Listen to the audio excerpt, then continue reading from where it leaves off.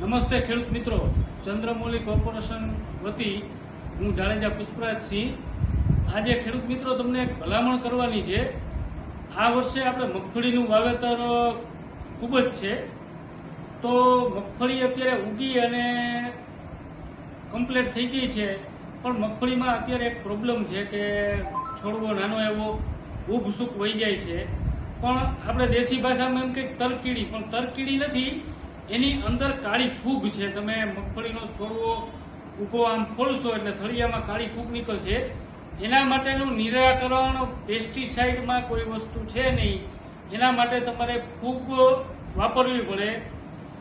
એટલે ફૂગ માટે આપણે જે દેશી ભાષામાં બેક્ટેરિયા કહીએ છીએ, તો બેક્ટેરિયા વાપરી અને અત્યારે ભેજનું પ્રમાણ છે એને રોકી શકાય એવું છે. તો બધાય ખેડૂત મિત્રોએ આનો ઉપયોગ કરી અને પોતાની માંડવીને બચાવવા વિનંતી.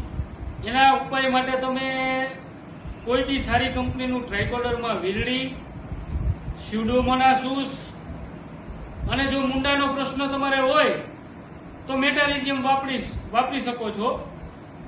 કરંટ, બાઉન્સર અને મેટકિલ આ ક્યુરેટિવ માઇક્રો પાઇન્સનું સારામાં સારી વસ્તુ આવે છે, એ પણ વાપરી શકો છો.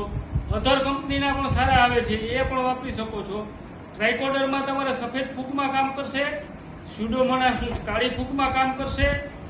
અને જો મુંડાનો પ્રશ્ન તમારે ગઈ સાલ વધારે રહ્યો હોય તો અચૂક મેટાલિઝિયમ નાખી અને માંડવીમાં રેતી ભેગું ભેળવી અને આપી દો. અત્યારે ભેજનું પ્રમાણ સારું છે તો તમારે માંડવી ઉતરતી અટકી જશે.